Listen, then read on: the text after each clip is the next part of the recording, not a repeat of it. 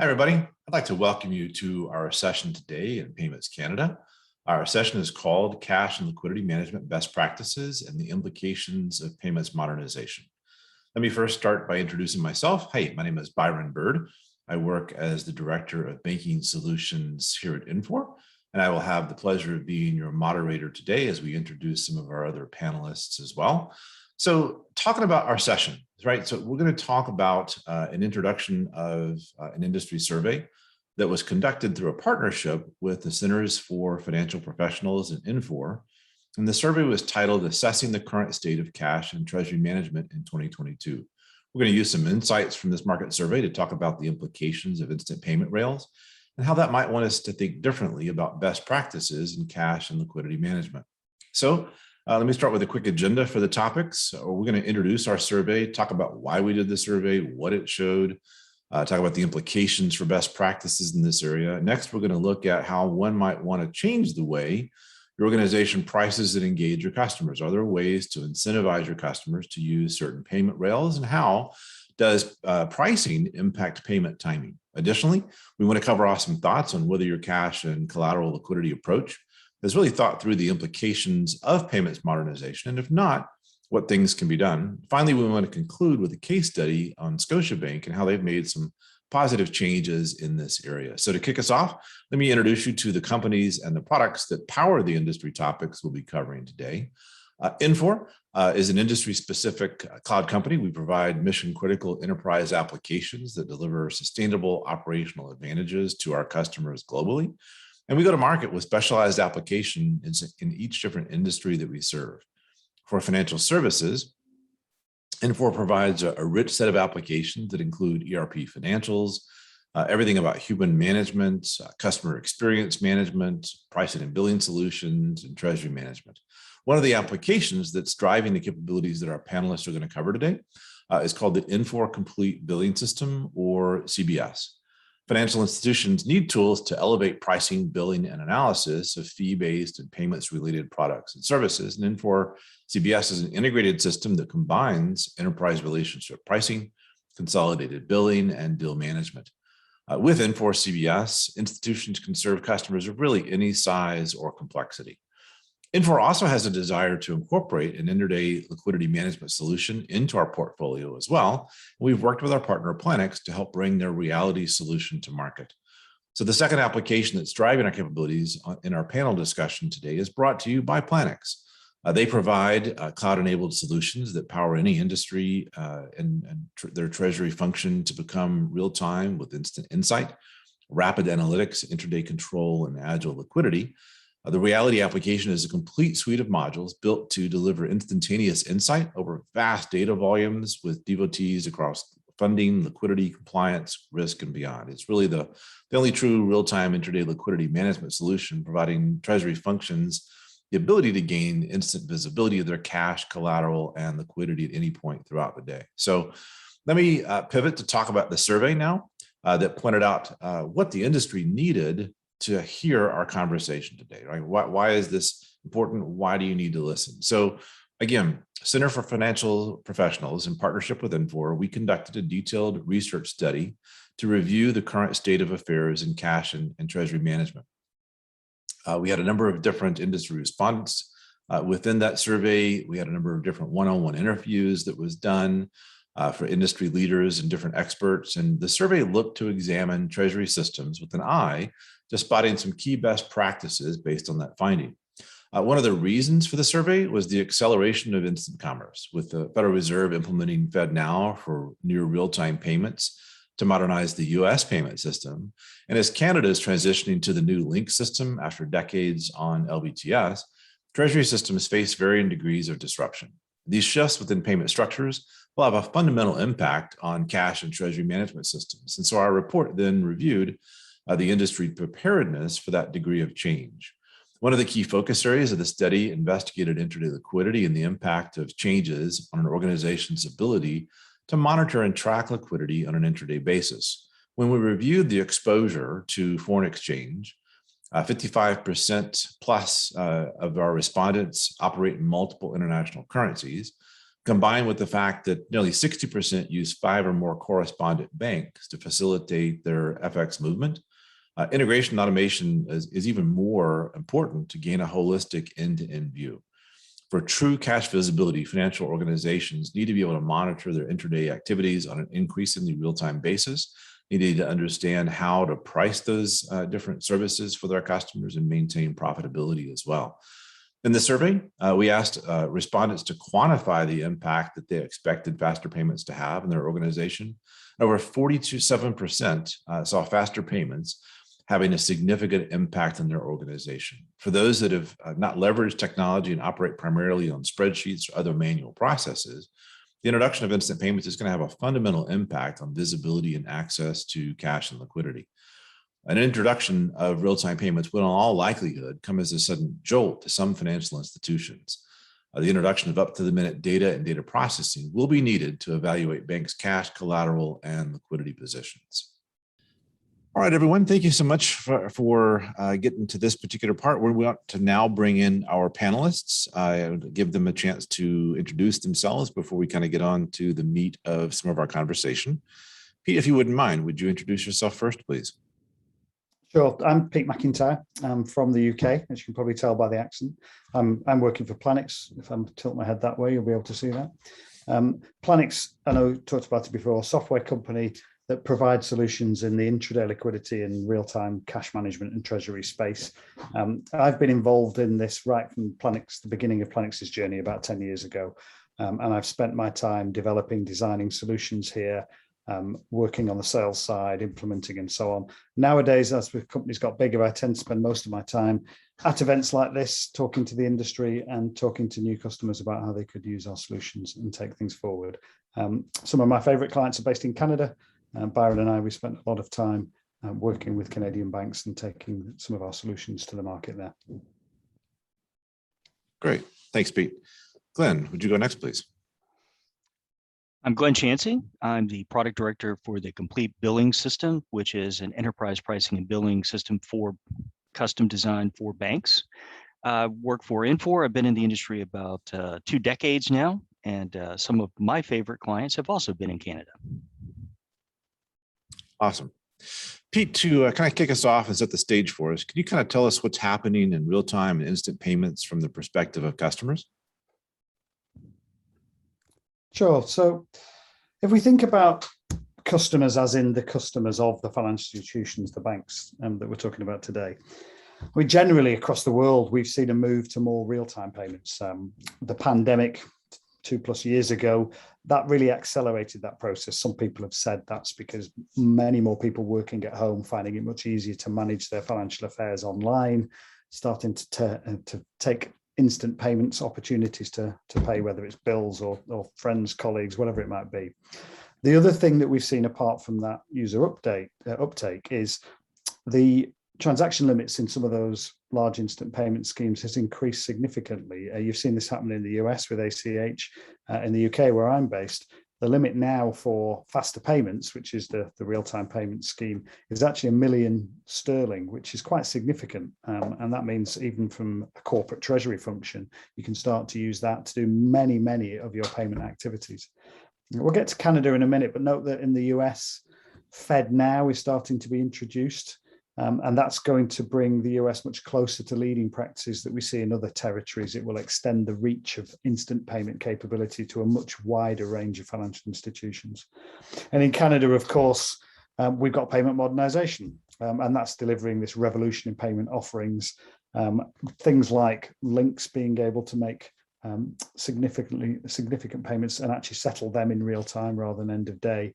The real-time rail, the more instant payment scheme, they're bringing now this expectation of real-time payment capabilities and much more choice for customers about how they're going to move money around. Great.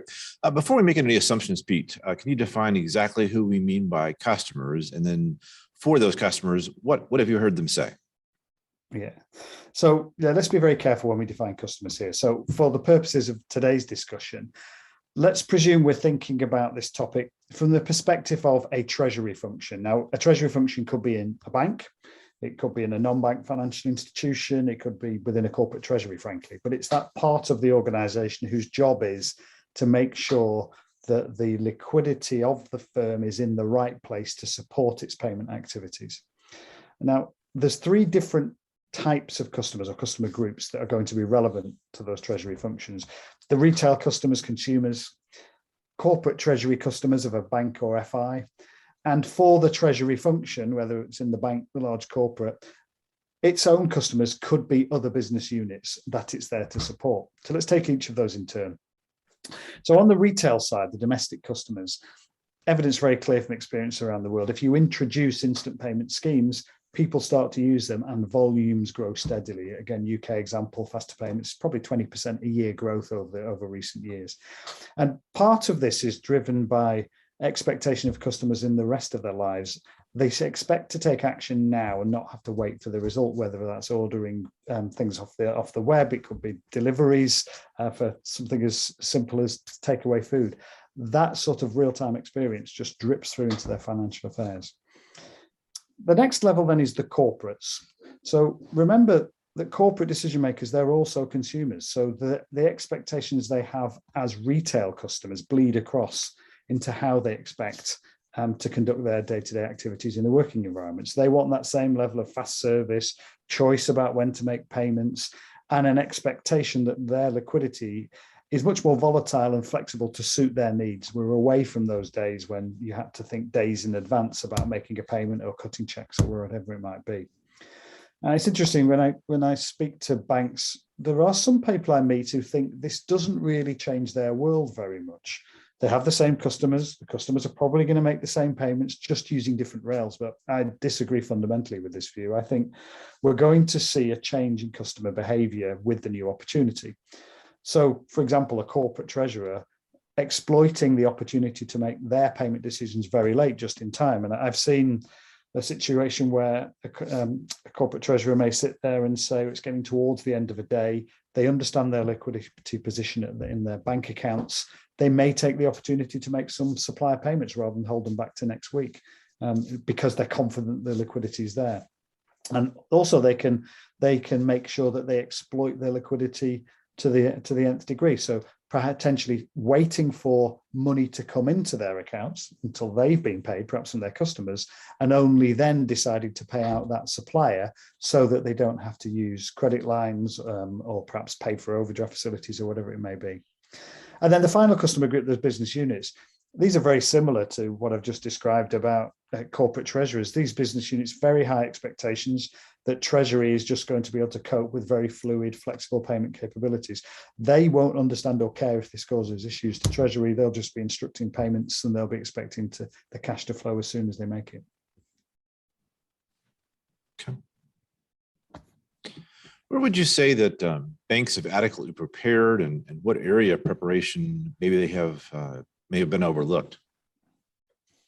Well, payments modernization has been a thing now for a number of years in Canada, and what I would expect is almost the operational payment side of things has been well thought through. The large institutions and small will have made sure that they are either able to now or will be able to very soon work with those new rails that their clients are expecting to be able to make. I'd also presume that the firms have got their heads round how they will update their client account management practices to this changing world. And I know that Glen is going to share views on how you manage clients and how you price for services and so on. That sort of thinking, again, some of the first thoughts that will go through the firm's processes as they get ready for new infrastructures. But what could sometimes be forgotten is how the cash and the collateral and liquidity management practices of the firm have to change to react to this new world and to take advantage of the new opportunities that will arise. And that's something I'm sure we'll explore in more detail as we go through this discussion. Okay, thank you, Pete. Glen, what's perhaps another area of additional focus that needs to be reviewed?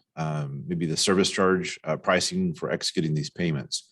Could you speak to that a bit, please? Sure, thanks, Byron. So before we execute a payment or before we avail ourselves of the services that are now being offered, a lot of times treasurers want to know what's it going to cost? So if you have a real-time pricing engine that is available, and that real-time pricing engine knows the customer, knows whether the customer has a particular pricing scheme, knows whether or not there's a group pricing option in which we're going to aggregate volumes that have already been posted perhaps in other business units. Being able to access all of that in the pricing engine, however the customer is looking or evaluating what they're about to do, then the bank can present coherent options back to the treasurer or to whichever customer that Pete was talking about, whichever class of customer. So CBS, for example, has that ability to be able to present real-time pricing options integrated into either the bank's own website, bank's payment engines, other opportunities. So I know then I have ability to know what I'm going to pay for a given transaction, a given payment that I'm about to do. That also means I can look at options and decide, as Pete was talking, the bank can shape these options by providing, for example, better terms for certain payment rails, helping to shape the customer as to, do you really want to do this as a real-time payment, or do we want to do this perhaps a little bit later in the day? So that real-time pricing capability is essential here because we want to actually inform the customer. So kind of to give a little bit of background, so bank pricing and billing is typically done in arrears, right? It's typically 30 days late. Well, customers no longer want to wait for a statement to understand what they're being charged for their payments. They want, if they're able to do a real-time payment, why can't they know real time what they're going to pay for that payment, as opposed to coming in and looking either at a paper statement or a BSB or some other type of communication from the bank? Really doesn't make any sense to them. And there's no reason that we have to be in that world. So we can tell them upfront, here are your options. This is what you have. What's critical in that is being able to capture granularity about the payment. What payment rail is being used? What else is important to the bank? Is it timing? Is it different transaction granularity that is important to the bank? So those things also have to be captured, and you have to have a pricing and billing engine that is capable of evaluating all of the specifics about a given transaction and then understanding how that fits into that customer's specific pricing scheme. So then the next question is, if the customer is able to execute a real-time payment, can we, the bank, get paid on a transaction that we just executed? And so then can we post and go ahead and collect for what we've done for a given customer? That also factors in. Okay. So Glenn, how does the bank actually price for those services? Well, when I first came into the business, I was told that in the world of payments, pricing options are the closest thing to infinity that you will ever find here on planet Earth. And that's really true. So it comes down to, do you get a certain number of payments included in, say, a monthly fee, a flat bill? Do you pay per payment? Do you have volume and price breaks? Do discounts go up the more payments that you do in order to encourage and incentivize you to use the bank services? At the same time, if you're using a service that the bank is wanting to disincent, as the volume goes up, are you giving a premium price as opposed to a discount? Are you possibly adding a flat fee to your initial payments to recoup access to the system? And then that is amortized over greater and greater volumes. And so that also factors in. There's another way to do it as well. And some payment systems would like to charge a small fee for the currency amount. And then of course, is there FX involved? So sometimes we have both a fee per payment, and then we might have an additional charge or a small charge for the amounts over certain levels. So Pete mentioned £1 million sterling. So do we charge a flat payment fee and then we maybe tack on if it's a really, really large payment and it's happening at a time that is less convenient for the bank? Do we go ahead and tack on a percentage of that above £1 million sterling? So there's a lot of variation. But what's important is if you're going to estimate for a customer what the customer is going to pay for a given transaction, you need to understand the pricing schedule that that customer has and whether or not additional volumes have already posted, if there's going to be a price break or a premium price that's going to be triggered by the additional volume that's coming in now. Those are very important to be able to understand. Okay, makes sense. Thank you, Glenn. Pete, thinking about the role of Treasury, we know the world is going to change as these real-time rails are rolled out. What does that mean for the people who care about cash, liquidity, and collateral management, those people in Treasury? So I think first there needs to be an assessment from Treasury on what they are going to be expected to cope with. In my discussion earlier on, they are the people at the back end of this in many senses. So do they think that their customer behavior is going to change, or is it just at the margins? It will vary depending on which organization that we're talking to.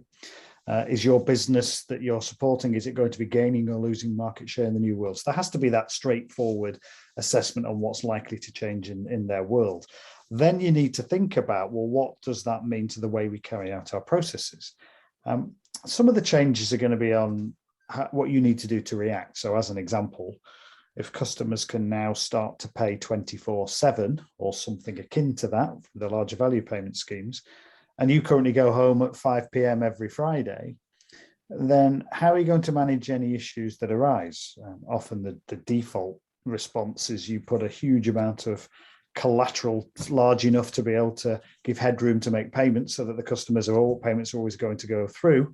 That's great for operational reasons, not so good for the finances of the firm. But that's very much the reactive piece. You perhaps can be a bit more proactive here. There might be new opportunities for you in how you plan to make payments. So do you start to operate a just-in-time model of monitoring your liquidity in a much more real-time basis so that then you can only make payments when you're happy with your liquidity position rather than days in advance, assuming that payments will go out the door on that day and crossing their fingers that it goes out at a time during the day that works for you? One thing you shouldn't underestimate if you are a participant in a real-time instant payment scheme is the amount of collateral that typically gets tied up, where you have to post the collateral to be able to participate. Usually the way a real-time scheme works is that the scheme asks the participants to provide some form of collateral to be able to participate. And that could either be straightforward deposit cash, it could be provide some form of collateral to give me a net debit cap, because of course, when the cycle begins, if the very first thing that needs to happen is you're making payments on behalf of your customers before any money's come in, then effectively you're in an overdrawn position unless you've pre-funded the account. Now, when you're tying up that liquidity, what's different in this world is that this is a commitment that is typically means that collateral stroke liquidity is tied up 24/7, 365 days a year. So that's going to cost you real funding dollars, or at best it means an asset that is now tied up is no longer available to you to help out with other liquidity ratios such as your LCR calculations and so on. Given what we've just been talking about, one certainty is that Treasury function needs to operate in a much more real-time manner than has previously been the case. In the past, typically you think of a day as a chunk of time. Your transactions settle at some point in it. No one's really worrying too much about credit positions intraday. As long as the day finishes with your balance at an acceptable position, everyone's happy, all the transactions have gone through.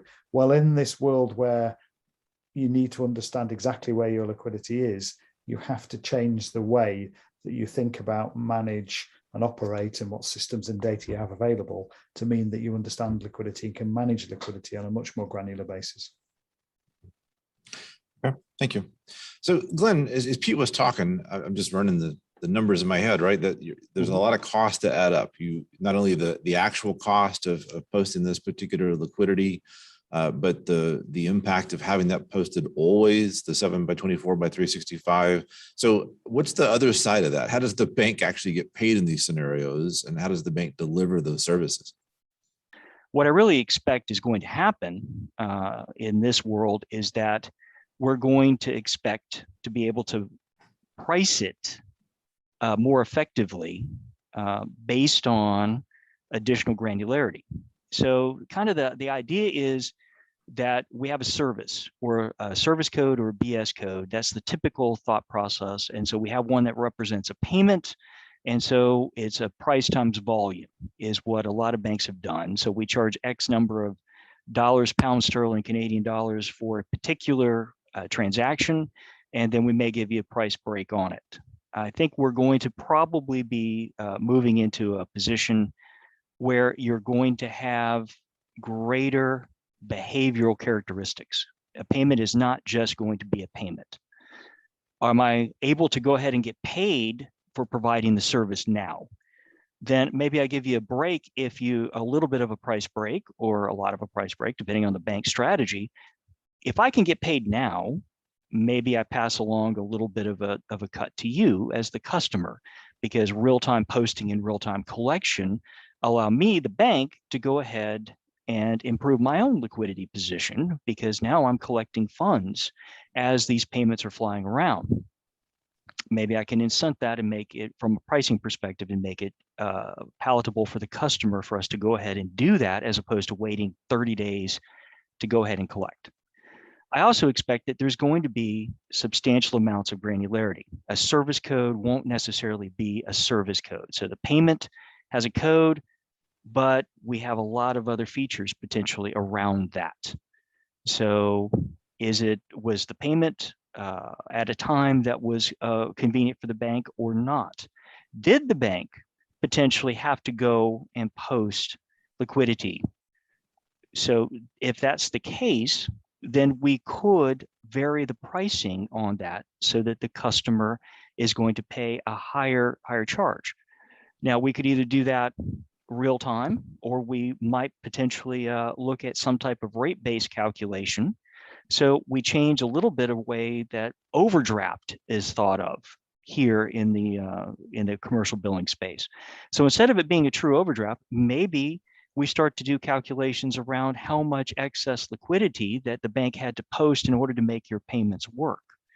So this is going to open up a lot of opportunity for banks to really partner with their customers, really think about what the customers are doing in this space, capture that granularity, and move past the typical pricing that we've done, which is a payment is a payment is a payment. Does that make sense, Byron? It does. Thank you. So I was just going to add to something that Glen has said. I mean, it's very much focused on the customer end, but a lot of what was described there, I've started to see in the world where, as Treasury starts to understand at an intraday level its liquidity movements, it starts to realize that there are true costs to the firm about running very large negative positions intraday. They have to hold very large buffers to cope with that. Even worse when you start to apply stress models to it and so on. What they've started to do is to say, well, which parts of my business are driving that use of liquidity? And then when they can go back to those business units and say, look, do you realize that your behavior means that we have been X billion dollars overdrawn effectively on your product line? Mm-hmm. Then often I see cross-charging mechanisms. So rather than the total liquidity cost for the firm being 100 units of cash, we'll just top slice that across everybody. They start to work out which parts of the business are driving the cost. Mm-hmm. Then that business unit then has a decision to make. Do they just take that out of effectively their margin, or do they do the same process with their customers? So in a part of the business where they're providing perhaps transactional payment services, then they have the choice to say to the customer, it's actually your behavior that's driving my business's use of intraday liquidity, which is reflecting back in the Treasury function. Yeah, so you're aligning the cost mm-hmm. to the incurrence of the necessity for that excess liquidity, and you also can have a realistic conversation about profitability of that particular service, that particular customer, and do you need to change some overall behaviors as well? And whether or not you want to absorb what that business unit's doing. So from a pricing and billing perspective, we can look at a company, we can look at a corporate, we can look at it as one client, one customer, and we can price and bill together, or we can break it up into subunits, which is quite often the case. And so we've got these different business units that we can analyze what they're doing, and we can allow them to basically bear the brunt of their own decisions, their own actions. Mhm. So whereas the other units that potentially are managing better, they're going to have better pricing, but we can also work with the corporate to make sure that we can properly collect for business units that are making other decisions. Yeah, makes sense. That way you're looking at the overall impact of the customer relationship, not just that specific product group or section, right? Mm-hmm. Okay. Pete, with this overall faster movement, talk to us about what changes you might see in the area of managing intraday liquidity. Well, the world's definitely changing now that intraday liquidity risks are better understood. There's a wide body of knowledge and interest about how to understand, monitor, manage intraday. So what I expect in Canada, in the very near future, and in some cases it's already here, liquidity is moving much faster than ever before. And a lot of that is driven by the real-time capability to make payments. Now, if you combine this faster movement of liquidity with the need to take care about balances and positions during the day, intraday, well, if you're in the old world of systems and processes stuck in those days before the global financial crisis, then you've got some big problems. What you need is the ability to understand what liquidity you have available right now across all your accounts of interest, whether they're accounts at the central banks, at payment schemes, or whether they're with third-party correspondent banking providers. So you need to be able to compare that liquidity that you actually have now with what you think you might need across these accounts as the day develops. And you're very likely to want to move the liquidity around. Maybe in and out of real-time schemes, you could be moving them between central bank accounts, perhaps across Nostro accounts with other providers, maybe across currencies. And you might also want to think about your non-cash collateral. If you understand at an intraday real-time level what your non-cash collateral is, your securities, your government bonds, and so on, if you want to move that around more frequently, then you can. And you could do things like gain access to credit by providing short-term collateral. So a good example might be where you want to operate with limited use of credit intraday, an Nostro account or within a payment scheme. You don't want to be too overdrawn, but you want to be able to transfer liquidity into that venue at short notice if problems arise. And it could be you transfer raw cash in, or it could be that you pledge available collateral, even if it's for a relatively short period of time, maybe even just for a few hours or a few days. And ultimately, it's much more efficient when you can use this liquidity, cash and non-cash, when you need it, rather than the old model of parking it at a venue 24/7, just in case today is the one day in the year when you actually need to cover your positions. And you see this a lot. If you look at patterns, for example, in instant payment schemes, where you have that portfolio effect of many consumers, there is quite a lot of, the phrase is periodicity when you look at the balances. I give you the way it tends to work in the UK is you get peaks at the end of each calendar month, because often that's when when companies are making payroll payments. That translates to, now it's all done on instant payment, that translates to the bank's participation in those schemes, seeing very large spikes of liquidity. You also see in the tax year, so in the UK, it's the end of January when everyone's paying their tax bill. And so for many banks, they see huge outflows as people are going onto their bank and making payments to the government. And typically for one bank who banks the government, they see a massive inflow at the same time, because obviously that's where all the payments are arriving. Now, it seems crazy with all those peaks and troughs I've just described throughout the year to have exactly the same collateral covering the same ability to go overdrawn when there's so much change throughout the year. So trying to understand exactly what you need and being able to move it around is important. And it all comes back to, do you have a system that's capable of bringing very large volumes of transactional data in real time and able to process it quickly enough to give you that intraday insight to support your decisions and give you the ability to take action when necessary? Makes sense. So what are some of the implications, Pete, of payment timing on required or practical buffers, and how could the timing of payments relate to pricing for those payments? Well, the way we should think about your payment strategy is, in this context, is getting your payment strategy right to optimize your intraday positions. Basically, are you going too overdrawn because you're not thinking about the best time for payments to happen, whether they're your own payments or whether they're customer payments? That payment strategy is what drives the size of your liquidity buffers, of credit lines that you might need to have access to, of collateral that you have to tie up in providing the ability to go overdrawn, the net debit caps. Basically, structure those outgoing payments to suit your required liquidity positions. Now, to repeat conversations earlier on, in that old world, it was easier for the bank because they could take a lot more control over when to place their customer payments, because they receive an instruction to make a payment. As long as it's paid out today, Wednesday, everyone's happy. That has gone away now. The customer expects the payment to happen immediately. And even in the old world, the way that the LVTS system worked for large value payments, often that settlement is end of day anyway, rather than real-time gross settlement that we start to see now. In this world of real-time payments, the bank's much more limited about the tools it has available to it to actually profile its payment activity. So that effectively raises that challenge that Glen's just been talking around whether you, as the financial services provider, the bank, can you incentivize customer behavior and incentivize that customer's choice of when to make payments in a way that actually suits your liquidity management requirements and strategies. Makes sense. So, Glen, how does that work? How do you use price to incentivize payment timing and drive the behavior that a bank is looking for? So let's talk a hypothetical then. So a treasurer sits down, treasurer logs into the bank system. The treasurer wants to make some payments to vendors. So imagine a world in which that treasurer can see a full list of options. Okay, if I'm going to do this as a real-time payment or several real-time payments bundled together, this is what the pricing is going to be. If you give the bank some of that control that Pete was talking about that the bank used to have when the bank could decide, okay, we're going to hold this till 4 o'clock because as long as it's same day, it's fine. Even though the customer put it in at 9 a.m., it's fine.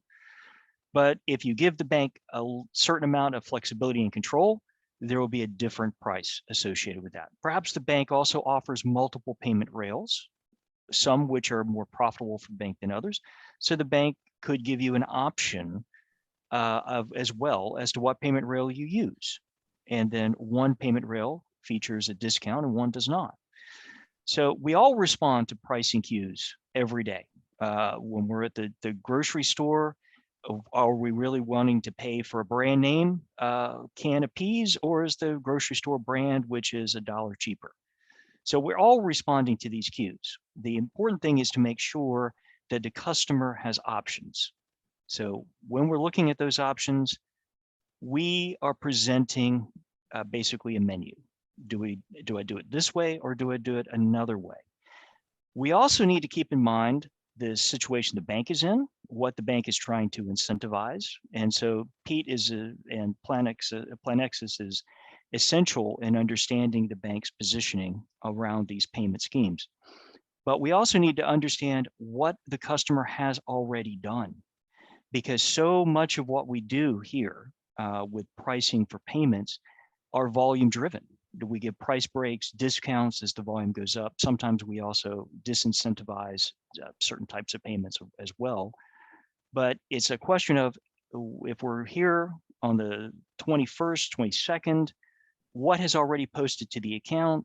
So we need to understand who the customer is, what the pricing scheme is, and be able to look at previous activity as well as the overall pricing scheme that the customer is part of. So being able to give those options to the customer will then choose, am I willing to pay more? Am I willing to pay real time? If you are going to give me, say, a discount for being able to settle with the bank immediately for the charges for the payments I'm about to release.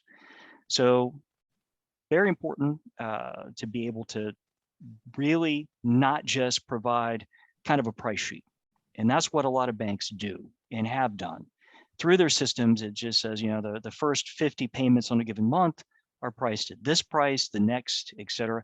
That has no relevance to that particular customer. That customer may have a custom pricing scheme. The customer may be paying a flat fee in order to get discounts. The customer may have a lending relationship, may have a borrowing relationship with the bank so that they get additional discounts.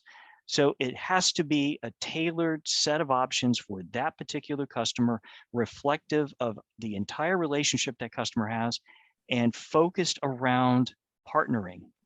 Sure, we'll do this for you right now, but this is going to be the price. But if you let us have some flexibility, we can give you a better price, for example. Great, thank you. Thank you guys both for your time in this session. We hope that you, our audience, were able to see how we kind of blended the two different worlds together in this conversation. What's happening out there for the consumers? What is the behavior that's happening with real-time payments and instant payments?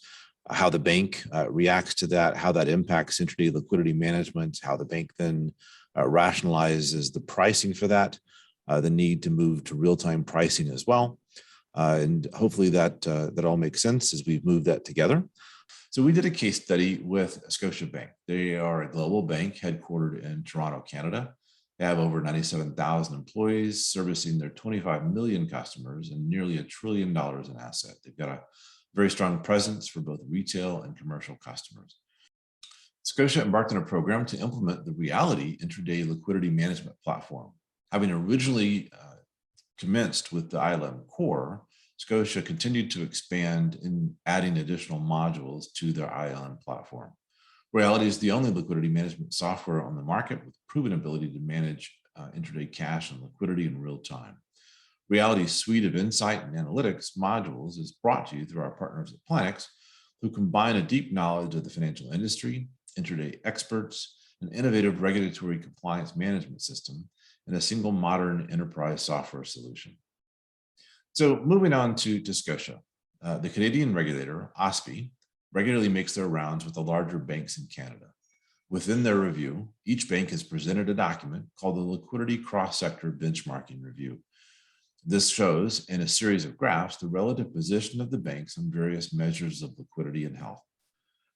In the section on intraday liquidity, there were sections on systems capability, subject matter depth of staff, the ability to forecast cash, capabilities to project impacts of stress, etc.